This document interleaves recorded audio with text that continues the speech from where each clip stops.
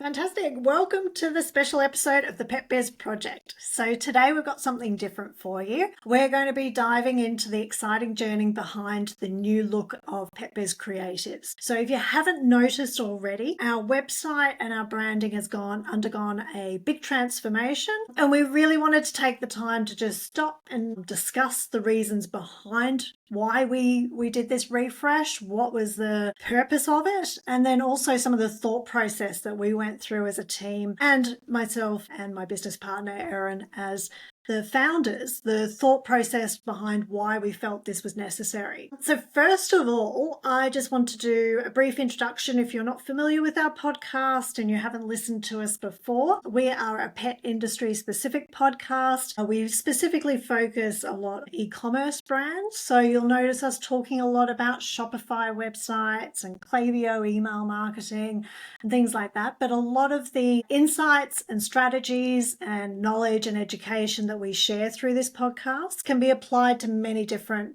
business models, whether you're e-commerce or maybe service-based or even a veterinary practice. So we hope you enjoy listening. One of the reasons why we went through this brand refresh and website refresh as well is because it's something that we talk about a lot with our clients, and so we thought we need to practice what we preach and share with you why we've done it for ourselves as well. So I'm Taryn Mickey. I'm one of the founders of Pet Biz Creatives, and I'm probably the person that if you book a call with us and have a chat and things like that, I'm the person you'll probably speak to when you come through and connect with us. So I'm the CEO and one of the original founders, and Erin, who is on the call as well, would like to introduce herself. Hello, so I'm Erin Mickey. I'm the other co-founder of Pet Biz Creatives, where my role is, I suppose, in flux at the moment. We were laughing before the podcast started because we were like, what is the actual title of my role? I don't even know anymore, to be fair. But yeah, I'm the other original co-founder. I used to be the creative director, so I used to be very much involved in helping to guide the creative strategy of the clients. But we've very much come to a point of evolution within the own agency where I've actually stepped out of that role and I'm more focusing on our own agency's growth. So yeah, an interesting change of going from kind of like that B2C mindset, and I'm now B2B and getting stuck into LinkedIn and all those very businessy, serious adult platforms and marketing strategies. So yeah, in a nutshell, I'm very much focused on the growth of our agency, and this was probably one of the biggest milestones in my kind of new role, wasn't it? It was one of the things that we're like, okay, Q1 2025, we've got to get our new website launched, and it's we thought kind of we'll get it done by February, as the best laid plans often go. And it's just websites, man. It's just like they just take so much longer than you think they're going to, especially you think just like a refresh, right? It's just a bit of a facelift, but it's so much more involved than that. When we've done it for clients, we found the same situation, but you think, oh yeah, I can maybe turn it around in a couple of months. But I think the actual kind of process that you have to go through, because it's not so simple as just simply like swapping out images, is it? As you'll know, it's like you have to go so much more in depth as to what is the purpose, what is the reason behind actually doing this, because it is a huge investment in terms of like effort, time, money most of the time. So yeah, it was a great experience to kind of, I think, dive into as this initial step for 2025 for our agency. But yeah, it's we didn't really have a solid plan, did we, when we approached this project? No, but it's one of those things that I think you think it's going to be, as you say, a quick project that, okay, like we're talking about it before Christmas, where we were like, okay, sometimes it can be a little bit of a lull for us over once you get through the Black Friday, Cyber Monday busy promotional period, and we get through Christmas and the lead up to, Christmas Day with all the promotions for clients. We do find that sometimes January can be a bit of a lull or a bit of a quieter period, and it gives us a chance to work on those projects that we've been putting off all year, that we can actually do our marketing, websites and things like that. Yeah. But yeah, like you say, it became a much bigger project than we initially thought, because I think, you think it's just going to be a case of, let's change the look and feel a little bit. But then you realize, well, the tone of voice then needs to shift. And then the images need to align with who we're actually trying to reach and who we're trying to resonate with. And it becomes a much bigger project because you realize that it's not simple. It actually requires a lot of deep thinking around, well, what are we actually trying to achieve here, isn't it? So it becomes a much bigger project. Yeah, absolutely. And I feel personally, having been the person who kind of drove this project, obviously with like in collaboration with yourself. So it wasn't like I was sitting there making the decisions on myself, which I know for a lot of kind of pet business owners, the reason that they come to work with us is because they need that collaboration and like more kind of brains in the kitchen cooking together kind of situation. Whereas I think with us, we took that experience of having kind of worked on countless websites for our clients, but also understanding, okay, so it's not just as simple as I'm going to swap out this image for another kind of stock image or something kind of as fiddly as that. It was more kind of like, okay, so we had to really kind of, I think, start at the heart of what essentially we wanted to communicate in this refresh. It wasn't just that aesthetic facelift, if you want to call it that. It was very much like, I feel like our messaging hasn't really changed at its central core, but it has definitely gone up that level to become a bit more refined, a bit more streamlined, a bit more, not aggressive, but a bit more confident, I guess is the better term for what we are communicating to our audience and how we're communicating that. And that's, I think, the essential first step in how we did approach this entire project, was looking at that messaging and looking at that strategy. And then everything essentially came from understanding, so like who we are and what we want to represent and how we want to represent that in both like the written word and also the visuals that accompany that.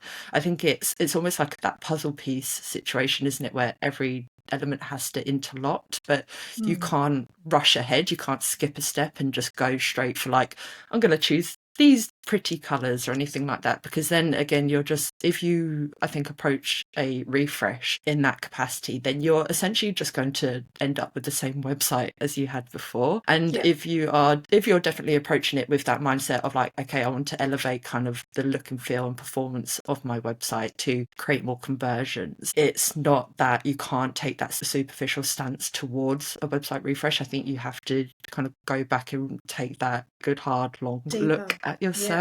Yeah, for sure. You need to do the strategy behind the brand storytelling first. I think that's a good point, because it's not just about refreshing a website just to make it look pretty or to make it look more modern or something like that. While that might be an aspect of it, it's to get you're ultimately spending all that time and energy, which as business owners is money, to get a different result or get a better result than what you were getting before with your current website. So it's not like it's just an activity that we do just for the sake of it. We're actually trying to get a different result from the outcome of doing it. And I think from my perspective, it's that I feel like the new website, we're more mature in how we're, it's almost like we've grown up a little bit. Yeah, for sure. Yeah, absolutely. As you grow up, you evolve and you grow into more of who you're here to be. And you get more confident in how you talk about yourself and how you represent yourself to the world.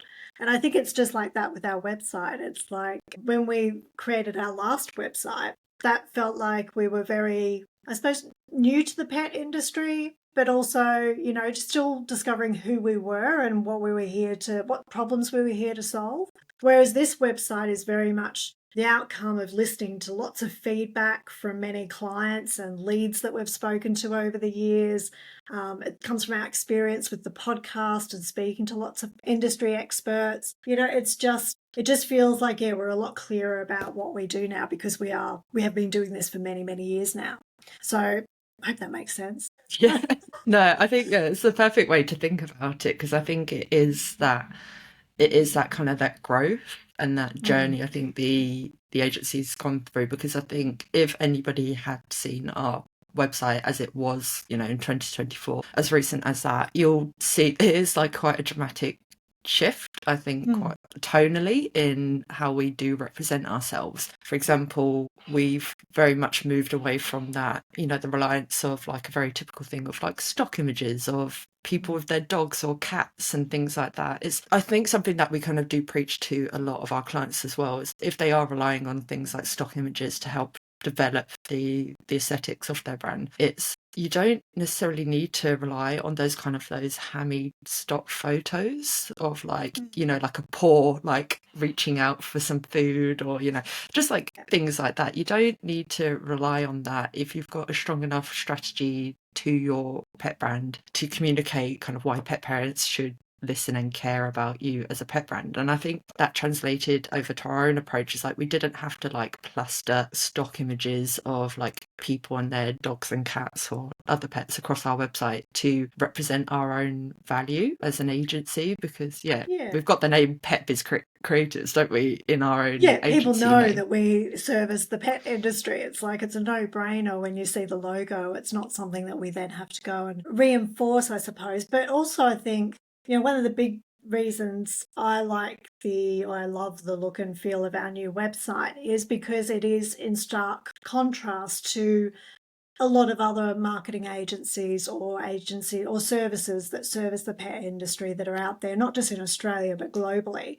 And I think it's something, that we do ourselves when we're working with clients, is there is a hell of a lot of research that goes into refreshing or developing a brand. It's not just a case of, like you say, coming up with a couple of fonts and, typography and a couple of pretty colours. There is a huge amount of research that goes into not worrying about your competitors, because, we see that there is plenty of space in the world for everybody, but to be very successful at what we do. But you want to understand your competitors, because the whole point of branding is to stand out in a crowd. It's to have such a big personality to your business that people know, okay, this is why I would want to work with Pet Biz Creatives over and above maybe another website that they've come across that offers exactly the same service. But why would they work with us rather than them? And that's why your personality has to shine through on the website, so they feel that they can resonate with you or the other business, whatever it might be. So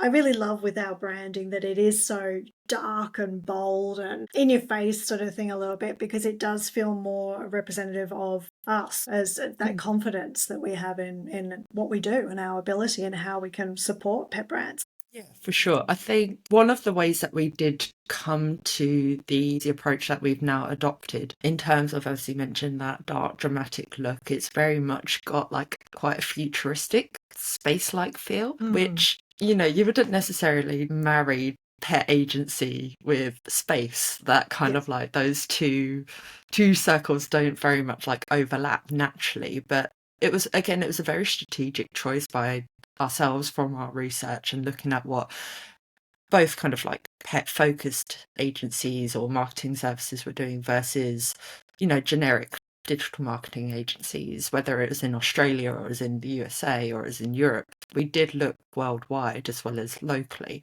just to see what kind of trends were evolving and what kind of, I suppose, aesthetic approaches people were taking, but also what their messaging on their website was. And as I mentioned earlier, I don't think kind of like our core values have changed. They've maybe just become a bit more refined and been expressed differently now. And that is very much like our focus on being kind of value driven in everything that we do as a marketing agency. We're not just putting out marketing for the sake of marketing. We're not just, kind of adding to the noise of the world. We very much want to create those meaningful connections between pet brands and pet parents. And I think that's it shouldn't be, but it's quite an innovative approach to marketing or talking about marketing. I think it is probably a buzzword that is becoming a bit more popular. So I don't think it's completely unique in that way, but I think people just like throw it out as a buzzword, but they don't really understand the essence of it. But because we understand that the relationship between pets and like their parents, because we don't really like to say owners as such, but we understand how kind of emotion driven that relationship is. And that's why we're like, well, your marketing then needs to kind of step up to that plate. It can't be insipid, it can't be surface level. And I think having that depth of understanding and really knowing kind of how the industry needs to shift, we do have that very much like that forward thinking future vision of everything that we're doing, not just like for ourselves but our clients too. And I think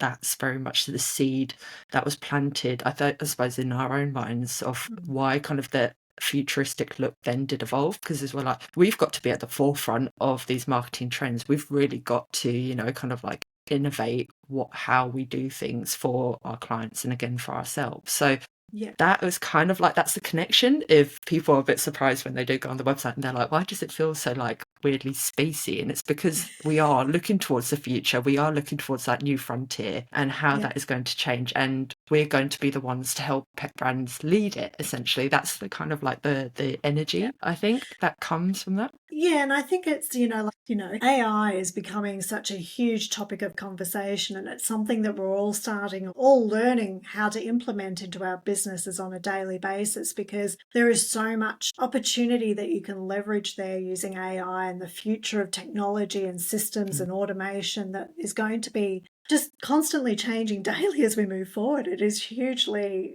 overwhelming sometimes trying to keep up with it. But the thing with AI is, while it might allow us to leverage, the production of creative assets and things like that and be able to operate more efficiently, it also means that there's a huge amount of content and a huge amount of noise out there on the internet that's AI driven, that hasn't got the emotional intelligence yet to really create meaningful relationships with the audience. So I think while we can use AI and technology and automation and things like that to help brands grow, it's becoming even more important to also be having that human driven creative production and, within your business, so that you can create those emotional connections with your audience, because you won't stand out and you won't survive unless you do create that emotional connection, I believe. Anyway, I think, you can produce endless amounts of blogs and video content and graphics and stuff using AI these days very easily. But whether you can actually develop the emotional connection and the loyalty and the nurturing with your audience without having that human input, I think you'll be very struggling to sort of get the results that you want without the human element still, because AI still doesn't have that ability to create that emotional connection that I've seen in the way that humans can. So I think, just we were mindful of the fact that, yes, we want to stay cutting edge. We try every day to stay cutting edge with what's available to business owners and founders to grow their business. But, it's a balance between that sort of technical AI futuristic aspect and then the human support and collaboration that shines through as well. So I Yeah. think it's all important. Yeah, for sure. And I think, like you said, there is maybe kind of a degree of resistance with some people of utilizing things like AI or kind of adopting new technologies as they kind of come through the pipeline. But essentially, technology, this kind of like evolution of technology is not going to go away just because you ignore it, or you're personally like, I don't want You're it, I don't want resistant to to use it. it. Yeah. I don't like it, yeah, so I'm not going to use it. It's essentially, you're going to need to adopt it in some capacity, if not for your own business's efficiency and efficacy.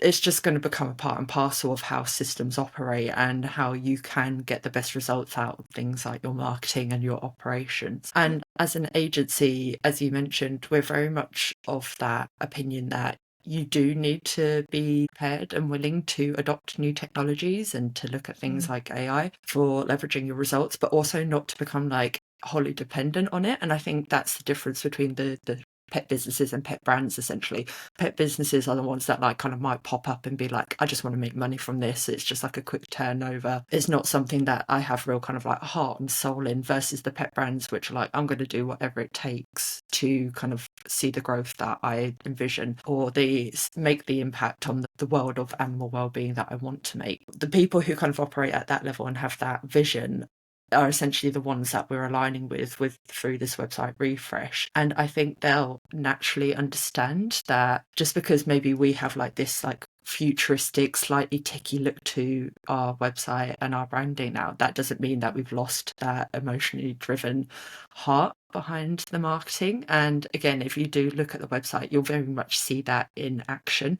Whilst it might have like these big bold graphics and like super cool kind of visuals and video on the homepage in particular, that doesn't mean like when you actually get into reading the copy on the website, for example, you'll see that there is that real kind of essence of individuality. And that's where I think is like a perfect example of where kind of like that futuristic tech AI feel can marry with like that meaning and purpose behind your marketing. So you don't have to sacrifice one for the other. I think you can strike a balance when you have, again, the right strategy in place. Yep, definitely. And now, let's talk about some of the more practical things in terms of the difference in the website to maybe what we had previously or what you typically see. most websites out there. So one of the things I really like is the absence of that usual menu structure that you see at the top of websites. Whenever you get on them, you just typically see that same structure everywhere you go. And that was a purposeful decision to remove that and just have the hamburger instead, wasn't it? And I think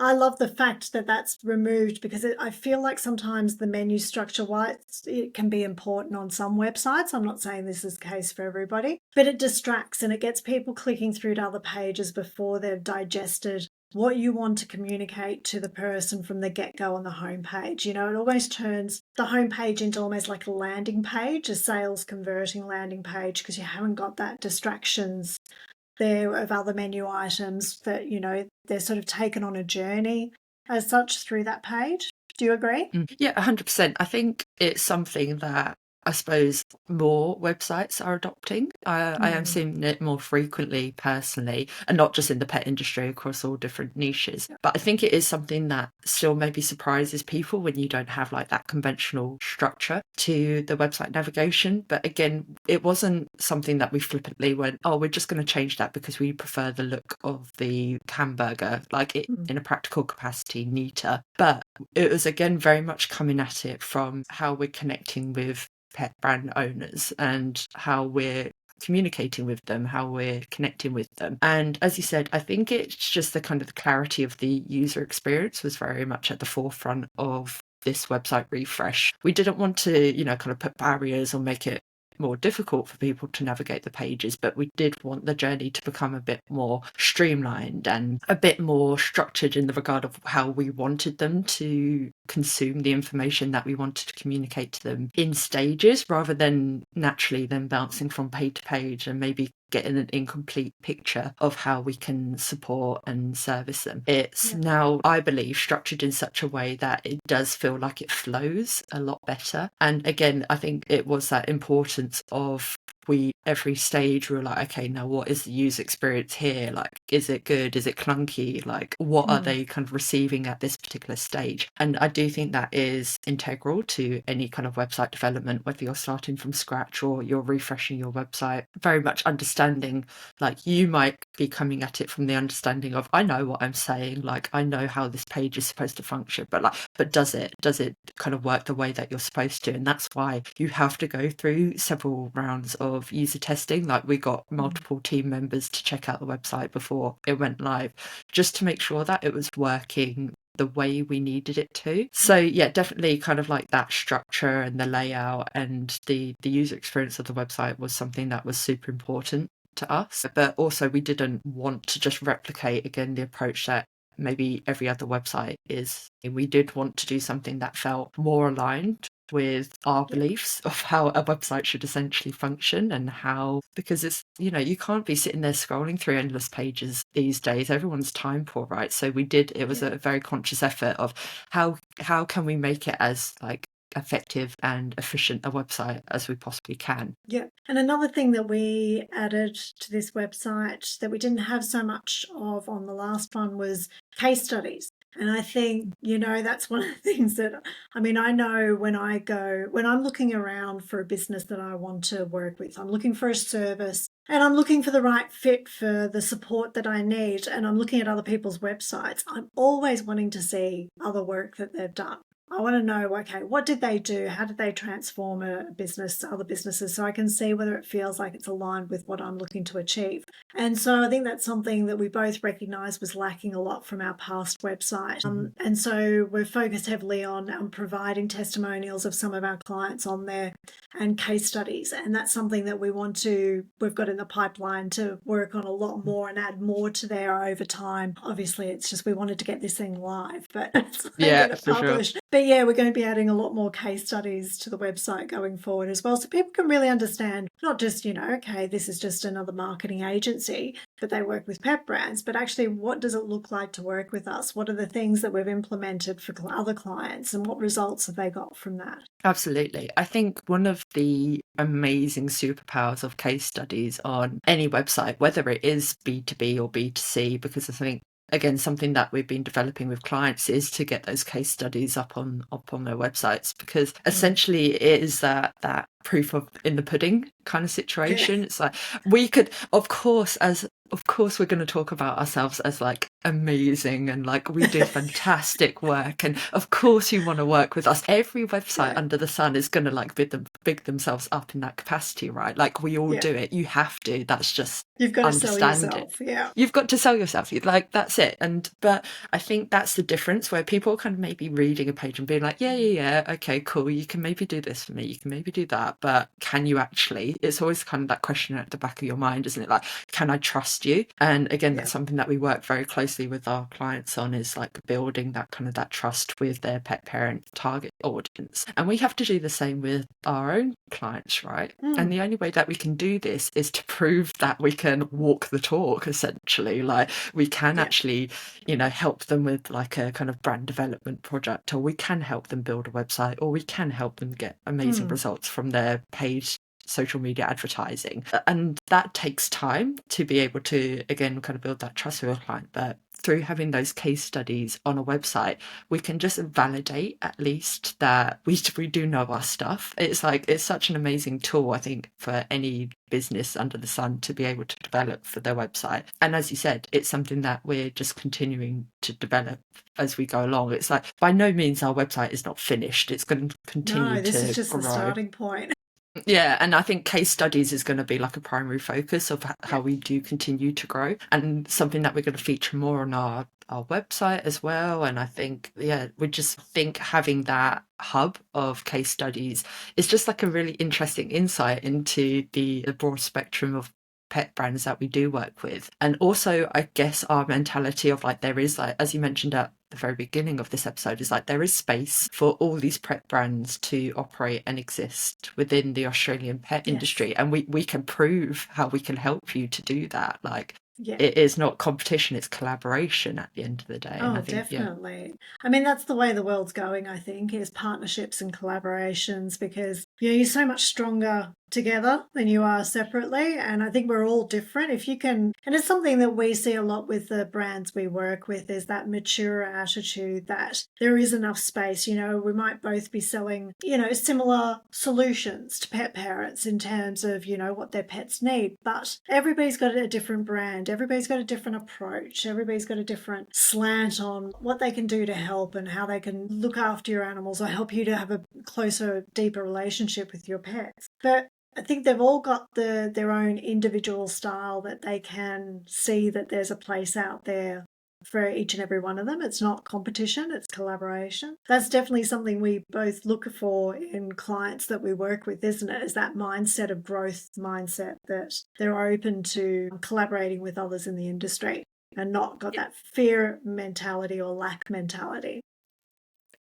absolutely. I think that is vital to any pet brand that wants to be successful, whether it's in 2025 or in the future. You can't go into this industry being, I'm going to work in isolation. I'm never going to kind of like share my secrets with other pet brands in the industry, because I don't want them to like leapfrog above me and become more successful than I am. As you said, it's very much that fear and that scarcity mindset that really kind of cuts a lot of pet brands off the knees before they've even got going. And because I don't know how many like pet businesses that I've seen on social media who do those collaborations and it is so successful for them.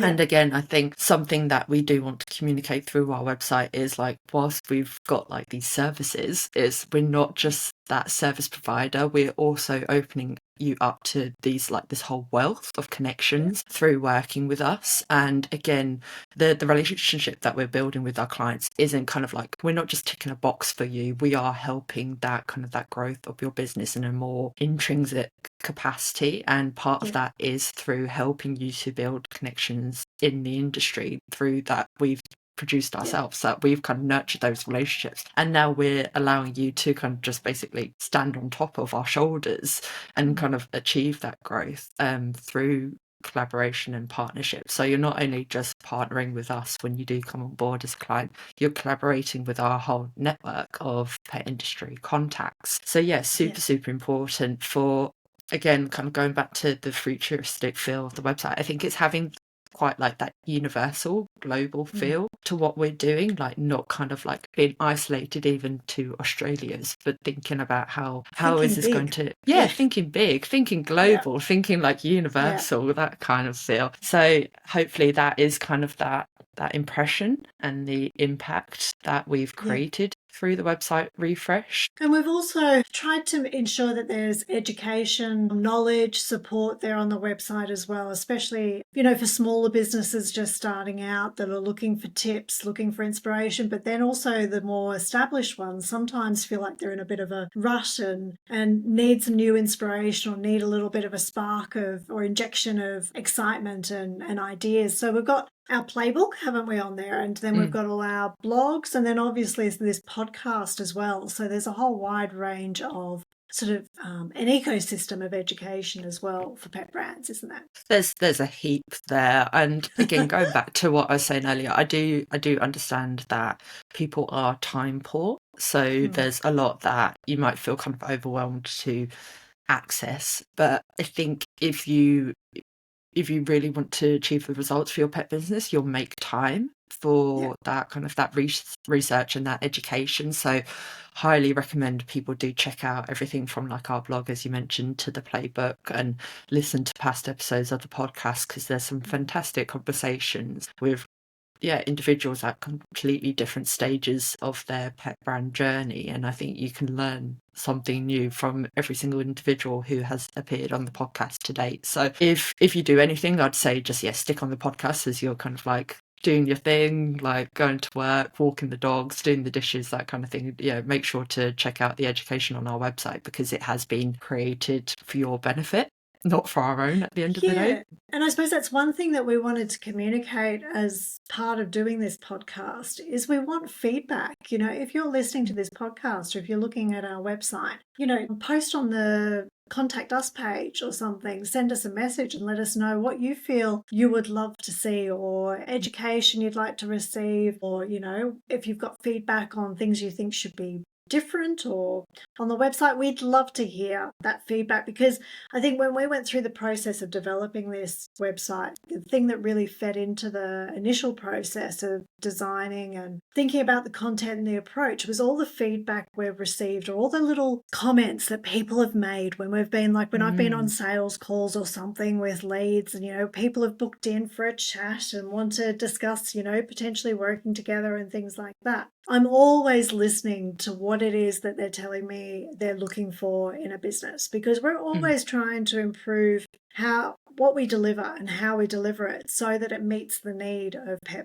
industry professionals. And, we're not trying to produce something that isn't wanted or needed.